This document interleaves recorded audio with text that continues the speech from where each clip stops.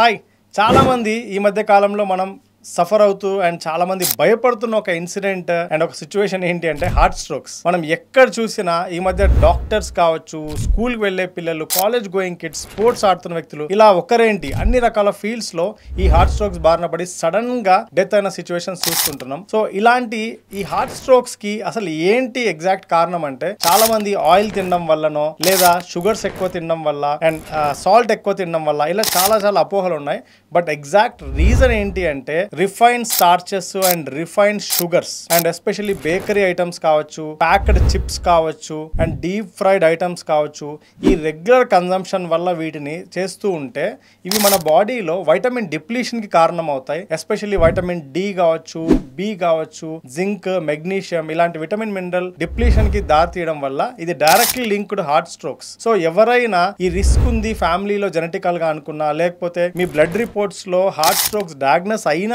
కూడా వచ్చే అవకాశాలు ఉన్నాయని, దెన్ ఈ 3 months పాటు మీరు నేను చెప్పింది చేయండి. 100% హార్ట్ స్ట్రోక్ నుంచి మీరు బయటపడొచ్చు అండ్ ప్రివెంటివ్ మెజర్స్ తీసుకోండి. సో అదేంటి అంటే, include your diet with good fats like omega-3 fats like ghee కానీ, బటర్ కానీ అండ్ కోకోనట్ ఆయిల్ కానీ ఇవి ఇంక్లూడ్ చేసుకోండి. And bakery items, fast foods, deep fried items ఒక 3 నెలల పాటు అవాయిడ్ చేయండి. 100% మీ హార్ట్ స్ట్రోక్ రిస్క్ని మీరు అవాయిడ్ చేసుకోవచ్చు and me blood reports you can come very clean.